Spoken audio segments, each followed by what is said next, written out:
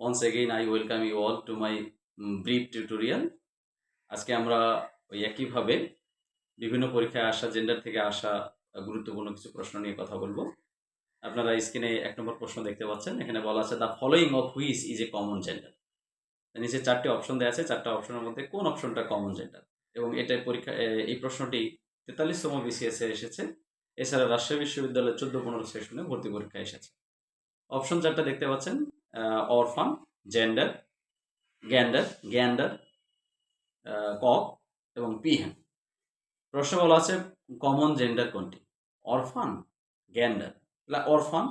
অরফান হচ্ছে এতিম। তাহলে এতিম তো ছেলে মেয়ে উভয় হতে পারে, সুতরাং এটাই হচ্ছে উত্তর। কমন জেন্ডার যেহেতু বলেছে, তাহলে অরফান ছেলে এবং মেয়ে, ম্যাসকুলিন এবং ফেমিনিন উভয় হতে পারে। তাহলে উভয় যেটা হয় সেটাই হচ্ছে কমন জেন্ডার। তাহলে উত্তর হবে এ। বি নম্বরে বলেছে গ্যান্ডার। হ্যাঁ, এটার রাজহংস এবং এর ফেমিনিন জেন্ডার হচ্ছে গুজ, GOOSE। ওকে। আর সি নম্বর হচ্ছে কক। কক হচ্ছে মোরগ, এর ফেমিনিন জেন্ডার হচ্ছে হেন। আরেকটা বলা আছে পি হেন, এর ম্যাসকুলিন জেন্ডার হচ্ছে পি ক, অর্থাৎ ময়ূর। আর পি হেন মানে হচ্ছে ময়ূরী। তার মানে আমরা দেখতে পাচ্ছি সবগুলোর জেন্ডার আছে বি সি ডি, এই তিনটা অপশনই হচ্ছে হয় ম্যাসকুলিন জেন্ডার না হলে ফেমিনিন জেন্ডার। কিন্তু আমাকে বলেছে কমন জেন্ডার, তাহলে কমন জেন্ডার কোনটা হবে? অরফান, যেহেতু এটা ছেলে মেয়ে উভয় হতে পারে, সুতরাং আনসার হচ্ছে এ। ২ নম্বরে দেখতে পাচ্ছেন the feminine gender of Colt, COLT, Colt is. হ্যাঁ, নিচের চারটির কোনটি? একটা বলা আছে হর্স, বি নম্বর হচ্ছে ফিলি, সি নম্বরে দেওয়া আছে ম্যার এবং ডি নম্বরে দেওয়া আছে ফলি, FOLLY। এটা ইসলামী বিশ্ববিদ্যালয়ে 2009-10 সেশনে এই প্রশ্নটা এসেছে। এছাড়াও প্রবাসী কল্যাণ ব্যাংকে অফিসার ক্যাশ পদে এটা 2021 সালে এই প্রশ্নটা এসেছে। তাহলে ওখানে বলা হলো feminine gender of Colt. Colt অর্থটা কি? কোল্ট হচ্ছে এটা হচ্ছে পুরুষবাচক একটা অশ্ব শাবক। এর ফেমিনিন জেন্ডার হচ্ছে ফিলি। তাহলে কোল্ট এর ফেমিনিন জেন্ডার হচ্ছে ফিলি। ওকে। তাহলে কোল্ট এর ফেমিনিন জেন্ডার হচ্ছে ফিলি। এখানে হর্সও বলা যাবে না, হর্স হচ্ছে ম্যাসকুলিন জেন্ডার।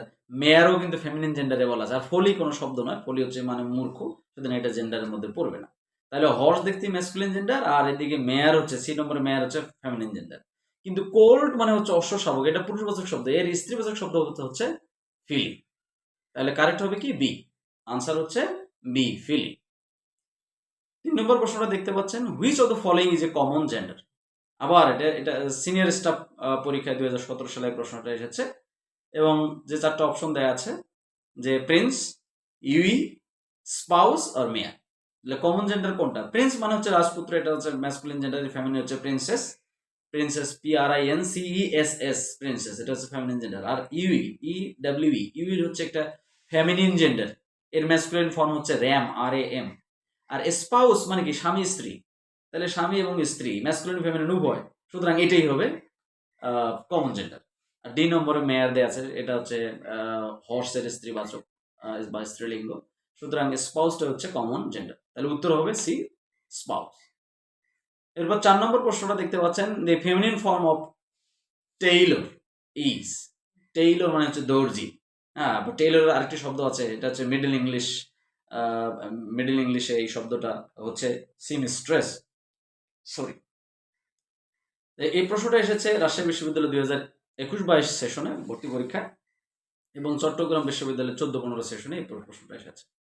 এবং যে 4টা অপশন আপনারা দেখতে পাচ্ছেন, এ নম্বরে বলা আছে সিমস্ট্রেস, ওই যে আমরা যেটা বললাম সিমস্টার, হ্যাঁ, এর ফেমিনিন জেন্ডার হচ্ছে সিমস্ট্রেস। আর বি নম্বরে আছে টেইলরেস, সি নম্বর আছে টেইলরেক্স এবং ডি নম্বর আছে শি টেইলর। লক্ষ্য করুন টেইলরিক্স শব্দ হবে না, টেইলর সি নম্বরটা এমনি অটোমেটিক হবে না, কারণ টেইলরিক্স নো, এটা এই শব্দটা টেইলরের ফেমিনিন জেন্ডার এটা নয়। টেইলর ফেমিনিন জেন্ডার এই দুটো হতে পারে, সিমেস্ট্রেস অথবা টেইলরস। সেই টেইলর দ্বারাও হচ্ছে একটা মহিলা দর্জিকে বোঝায়, কিন্তু এর এক্সাক্ট ফেমিনিন জেন্ডার এটা নয়। এই দুটো অপশন হতে পারে, এ সিমেস্ট্রেস, টেইলরের ফেমিনিন জেন্ডার সিমেস্ট্রেস, অথবা টেইলরেস হতে পারে। তবে এই দুটো অপশন দুটোই কারেক্ট, কিন্তু আনসার হিসেবে দুটো অপশন যদি দেয়া থাকে পরীক্ষাতে, তাহলে আমরা এই নম্বরটা আনসার করব। তাহলে টেইলরের ফেমিনিন জেন্ডার হিসেবে আমরা আনসার করব কি? সিমেস্ট্রেস, কারণ এটা মিডিল মিডিল ইংলিশে, মধ্যযুগীয় ইংলিশে এই যে টেইলরের ফেমিনিন জেন্ডার হিসেবে টেইলর সিমিস্ট্রেস ব্যবহার করা হয়।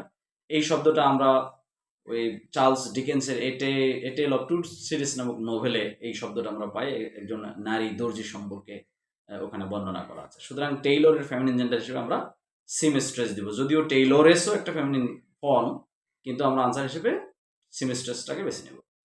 ধন্যবাদ। এ ধরনের আরও প্রশ্ন উত্তর জানার জন্য এই চ্যানেলের পাশেই থাকুন এবং নতুন নতুন গুরুত্বপূর্ণ প্রশ্ন দেখুন। ধন্যবাদ সকলকে।